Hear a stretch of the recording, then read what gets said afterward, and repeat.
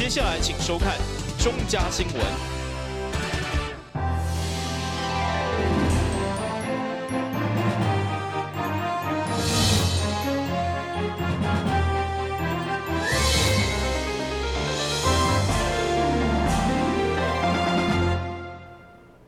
大家好，我是杨祖和，欢迎收看1月4号礼拜5的中嘉台南地方新闻。台南的市场有635场，有5万只的数量，已经占全国市场第4大的产业。所以为着要防止这摆非洲猪瘟的疫情，市长黄伟哲下午嘛亲自到机场，向往来金门的旅客宣传，大声向非洲猪瘟来洗脑。因应金门海边的市场被验出非洲猪瘟阳性一案，除了中央生理灾害应变中心，咱市长黄伟哲会保持农业、卫生、环保甲动物防疫等单位主管陪同，嘛亲自到机场发传单，以向旅客宣导唔通炸肉酥等肉类制品回来，加强大家对着非洲猪瘟疫情认识。行政院的定调跟农委会的定调，就是希望说，这个厨余养猪没有蒸煮的部分，一定要马上要做蒸煮的动作，蒸煮之后就可以确保这个杀死病毒，如果没有蒸煮完全都厨余都弃置的话，我刚刚提到了，会形成因为这个不仅造成厨余随意弃置，会造成另一个环境问题，可能里面可能含的非洲猪瘟的病毒，搞不好就会因此而扩散在环境中，这点也不是我们所乐见的。对此，这些旅客嘛拢相当的配合，并且肯定政府大动作宣导的必要性。台湾政府一定要那个非常确实的防堵我们那个非洲瘟疫，那个非洲的那个猪疫来到我们的本岛台湾啊，包括那个我们的离岛，全部都是一样一视同仁。我们就一定要防堵，因为这攸关我们整个台湾经济未来的发展，因为那个事关重大啦，这一定是要的，这一定是要的。当然，除了中央全面防疫，咱台南因为是全国第4大的饲猪产地，所以嘛祭出负责全市635个饲猪场的生物安全措施，来降低疫情的风险。向非洲猪瘟说 no。今日新闻顾问及何乔邦采访报道。针对台南市政府代理市长伫咧去年12月20号核发了乌新水土保持的施工许可。环保团体上午提出了乌新公司水土保持计划涉嫌伪造不实，要求市府要撤销掉水保许可。对此，市长黄伟哲回应，假使若真正涉嫌不实，将会考虑来撤销。包括台南市环保联盟、荒野保护协会、社区大学发展协会、甲水资源保育联盟等环保团体，上午伫市府2楼召开记者会。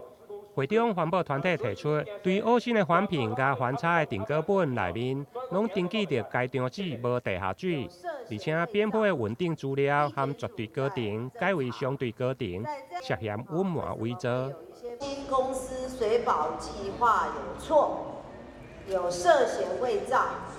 地检署在侦查。在这样子的情况之下，今天我们提出新的相对高层。有涉嫌隐瞒地下水的嫌疑，所以呢，我们要求台南市政府先停止、先撤销之前的施工许可。而代表市府出面接受真情抗议的水利局官员王俊明嘛表示，虽然整个开发案是中央许可，但徛伫地方的立场，就是开工进前必须要先做好水土保持。不过，如果有新的事情，市长黄伟哲嘛表示，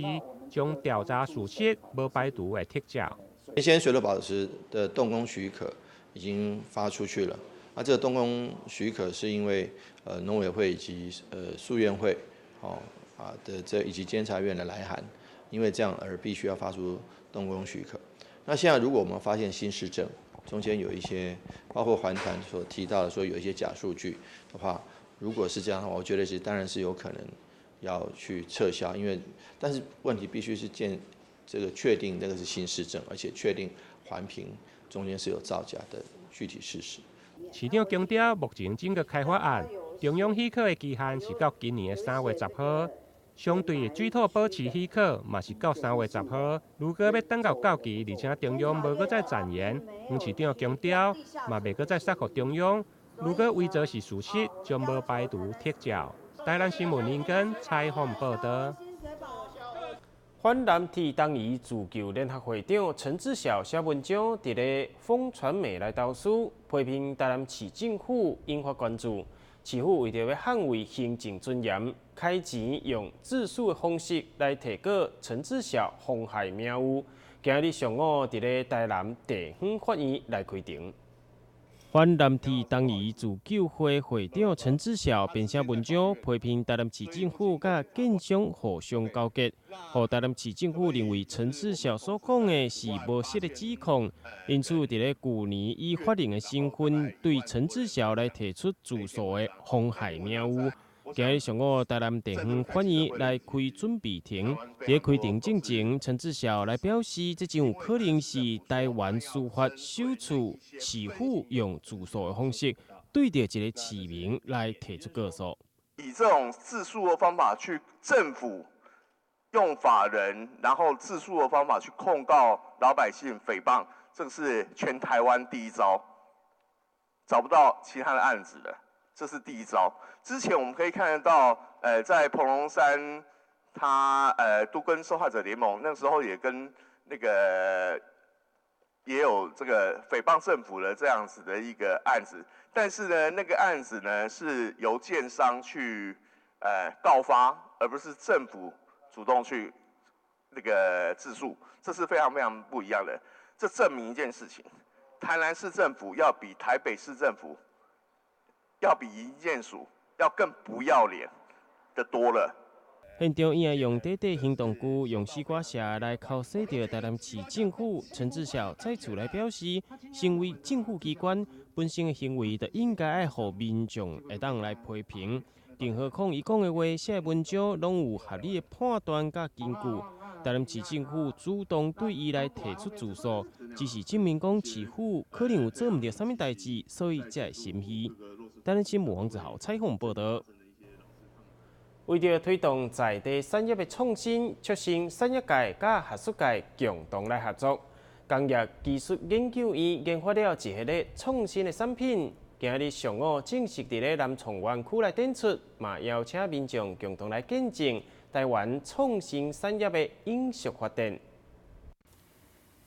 看准南台湾发展的优势，工业技术研究院上午伫南创园区一口气发表将近40项上新的技术成果，除了共同为地方的经济助力活水，嘛希望借着创新研发，解决长期以来中小企业的困扰。其中一项透过50瓦架公路的雷射，得当洗掉机械生产甲清洁的目的，更是环保责任。你今天用雷射除锈的话，因为雷射它是非接触式的，所以它不会撞击你的金属的表面，所以你不管是在做模具或什么，它不会变形。那再来就是说，它是把铁锈气化掉了，所以你只要有一个吸尘器，你就可以把它吸走了，它不会有一些像是一些强酸的这些废液的一些处理的问题，所以它相对来讲它是比较环保的。另外，工业突破性研发当地10分钟高速充棒锂电池，更是全球第一粒会当商品化的锂电池，安全无毒。目前已经艺术移转予机车业者，近年来可望顺利上市。它可以快充、高功率放电、循环寿命长。那更重要的，它很安全，它不会燃烧爆炸。那我们目前呢，在铝电池应用呢，跟国内的业者有讨论到，在短程的快充电动机车的上面的使用，以及在大型的再生能源的使用上面，我们都可以发现铝电池它有它的应用空间。这样一创新研发商品嘛，显示南台湾已经成为经济发展的火车头。上午市长黄伟哲嘛出席成果发表会，共同揭开向前产学合作的大好机会。2、1，请启动！我们点亮南台湾产业大晋级，是不是请大家伸出双手的大拇指，伸出双手？政治口号是一回事，北漂南漂，或是东向西向。南向其实都是只要符合自己政治，只要符合自己企业的发展，就是好的方向。但针对这个部分，我们唯一地方上能做的，就是营造一个好的这个企业发展的条件，无论在交通，无论在营建，无论在这个人文或甚至气候，我不能影响了哈。但是至少在交通以及基础建设方面，我们能做的，我们都愿意尽全力来配合。那我想，这企业能够求发展，地方能够带来工业机会，带来工作机会，以及这个消费的能够带来消费，这是我们所期盼的。南部丰富的在地资源，不管高科技，或是传统的产业，伫家里创新的元素以后，产业市场使人期待。今日新闻顾问及何乔邦采访报道。台湾手表天坛伫咧1月3号举办第11届爱心冠冕活动，将信众响应着以美代金的爱心米，捐赠予台南市农业协会以及安南区绿色便利户。互有需要的家庭会当得到上界实质的帮助。为了减少烧金烧香的数量，台湾手表天坛响应庙宇邮寄化政策，自去年5月开始推动以美代金减少金纸以及一路一站香，至今已经满1冬。推动以来，嘛得到大部分香客认同。后来嘛发展成为将祭拜后的平安米转赠予弱势家庭，更加有意义。庙方这次将信徒捐出的1600包爱心米，捐予台南市农业协会以及安南区公所，予需要的家庭会当得到帮助。1、2、3，赞！平安米，予咱需要的咱的同胞非常感谢遐一善心人士来为咱这个社会的温暖送了一个非常一个爱心。我今日天公庙，咱今日这次第10次特别送100包予农业协会，1500包送予咱迄个安南区的迄个需要的咱的同胞足感谢今日中西区的区长、肖区长、安南区的严区长，咱的黄小姐，大家叫以及阮的同仁，阮的迄个秘书陈秘书。共同来参与这个有意义的活动。这次的受赠单位，台南市农业协会以及安南区公所，嘛对着手表天坛结合信徒爱心的善举，表达万分的感谢。咱天坛当年来拢除了宗教文化以外，对这祖先的事业做了上济所以民众甘心着讲天坛咱天公的保庇。嘛，侪爱心人士善心人士发挥这个爱心所以伫祭拜神明的时阵佮发挥这个爱心变成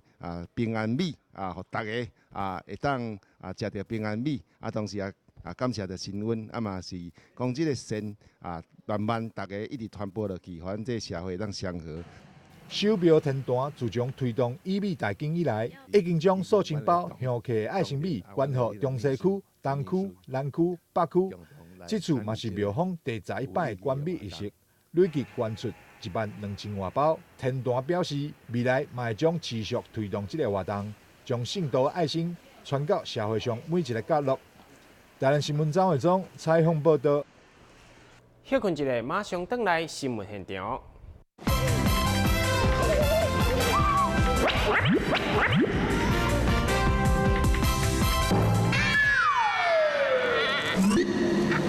正确开启车门很重要，不然怎么开呀？下车要转头注意后方来车，再慢慢开车门。这是两段开车门啦，两段式开车门，两段式开车门，两段式开车门，因为很多要说也是3次。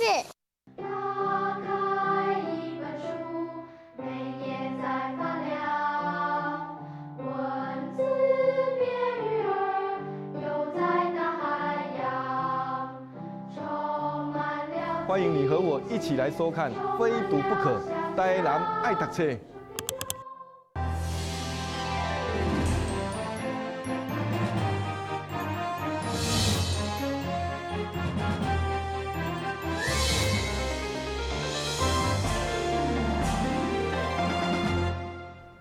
由统一企业主办第3届烘焙王新锐赛，经过了精选甲初赛，总共有14组来进入决赛。经过2天，伫咧台南应用科技大学的总决赛成绩来出炉，由着实践大学餐饮管理系学生刘佩珊拿下冠军。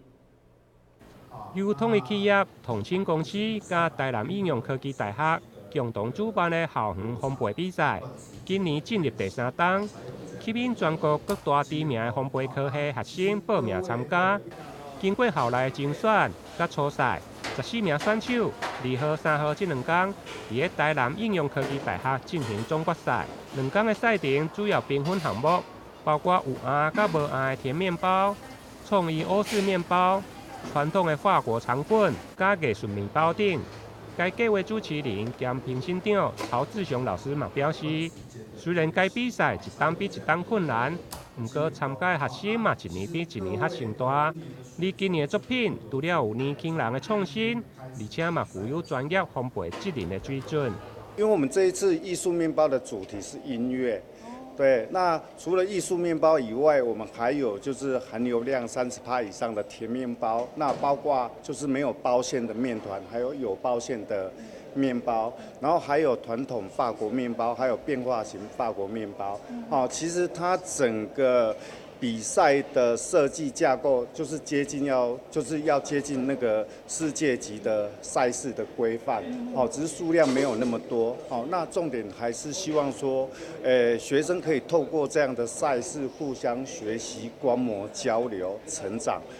那也可以透过就跟统一的一个产学模式。我们向下扎根，为产业界培育就是我们优秀的那个烘焙的人才。你今年邀请的评审包括王鹏杰、张泰谦、谢宗佑、甲陈耀迅，4位拢是曾经代表台湾伫国际比赛得到好成绩的名师，因此这届决赛嘛具有国际级的专业标准，针对创意、口感、外观、配方，甚至是态度甲卫生等项目进行专题的评比。最后评分的结果，分别由台北实践大学刘佩珊、高雄餐饮大学张庭伟、甲台南应用科技大学陈华倩分别摕下前3名。台南新闻林根采访报道。嘉南夜里大学化妆品应用管理系对1月4号开始，连续2天伫咧校内大礼堂要来举行着第22届的毕业成果展，活动包括着动态造小甲静态化妆品展示，内容丰富又阁精彩，充分来展现出学生这4天来伫咧学校学习的成果。呼应今年的主题“青春正阳”，学生拢用着满满的活力甲创意来准备这届的毕业展出。无论是动态的服装造小，或者是静态的化妆品产品成果发表等等，负责筹划这整个毕业活动的指导老师嘛来表示，会选用这个主题，就是爱学生会当更加积极来展现自我，嘛希望因的青春时光唔通留下空白。静态展呢是由我们系上第1模组与第2模组的同学所筹划的。那第1模组主要是以化妆品的研发、调制、分析等等为主。那有分为个人的与团体的部分。那在团体展的部分呢，就可以看到由同学们呢跟老师们所研发设计的一系列的产品。那至于呢第2模组就是有关于行销方面的。那我们系上呢，跟其他妆品系最大的不一样是，我们在行销方面也是非常着重的。毕竟化妆品，不是只有研发调制，也应该要包含行销、销售等方面。那至于第3模组呢，就是动态展的部分。那我们这一次共有4个主题，由同学们跟指导老师他们所精心规划，所以每一个主题呢呈现出来的方式都不一样，而这也是同学们的创意所在。那也正符合了我们这一次青春正阳。本来青春就没有一定的模式，每个人都可以选择我们所要展现的方法。这届学生也用尽心思研发了真侪款无同用途的保养品，在这侪作品当中，得到上届侪教授学到的，就是这个降低过敏、抗发炎，同时也会当对抗细菌的美容保养品。这次的产品主要是以中草药萃取物来防止抗发炎，因为我们组员里面有一个人很会过敏，所以我们想要做一个抗发炎的产品，让他避免过敏。所以我们也不添加香精，因为怕香精人会造成过敏，还有大家觉得防腐剂会过敏，所以我们里面的中草药萃取物也有达到一些抗菌的作用，可能减少防腐剂的使用。嘉南夜里大学化妆品应用管理系所重视的是全方位的教育，学生除了学习到化妆品的专业知识以外，更加会当依照家己的兴趣来经受到化妆品研发，或者是化妆品的时尚造型等等的课程。同时也提供着平台，予学生去发挥，予因会当多元来发展。这届毕业展也是予学生会当来发挥着少年人无限可能的青春活力。咱新闻网之后采访报道。当北季风开始吹，也正是南部海域洄游鱼群要受入的季节。将军渔港为着要将上界青的鱼货来销售出去，特别举办了促销记者会，想要来品尝大海향宴，即马就是大好的时机。台南上市大海향宴记者会现场摆了满满的鱼货，亲像是真侪人拢爱食的晏鱼、白鲳鱼，也是即马上界行数量也相对较少的剑虾等等，即寡拢是将军渔港现掠的海鱼啊。在地渔民朋友表示，鱼类为着要度过冬天，会增加体内优质，所以这时阵掠到的鱼较肥较好食，而且海鱼每一种拢有每一种无共款的好滋味。将军渔港吼，那伫咱的东北季风行吼，我们这边最主要的渔获就是拢洄游性的鱼类，洄游性的鱼类啊，大概集中在现在这个季节吼，当然是以白带鱼、乌仔鱼、肉节啊，吼，肉节啊就是咱咧讲的刺鲳啦吼，啊，咱的乌鲳、白鲳，啊，另外搁一个伫冬季卡吼，冬至前后。有一个乌鱼吼，这嘛算咱这个大众鱼货。啊，每一种鱼啊吼，每种鱼啊，有伊每一种鱼啊无共款的口感，因为它本身吼的那个每一种鱼叫温仔鱼吼，温仔鱼大概鱼啊食起来拢差不多共款味，但是若是海的鱼啊，就是每一种鱼啊有每一种鱼啊伊特殊的味道吼。将军渔港的渔船啊，每一天只要是好天，拢会出去掠鱼啊。中昼过后，就有新鲜的鱼货来入港。现场嘛有真侪担来提供帮人客料理的服务。市府农业局也辛苦邀请着消费者来将军渔港遮品尝在地上界青的海产。台湾新闻网之后采访报道。新闻最后赶快来关心气象。明仔天气多云，有时好天，温度18度至26度，落雨几率1成。海面平均风力4级到5级，上大阵风7级。感谢你收看1月4号的中嘉台南地方新闻，我是王祖和，咱再会。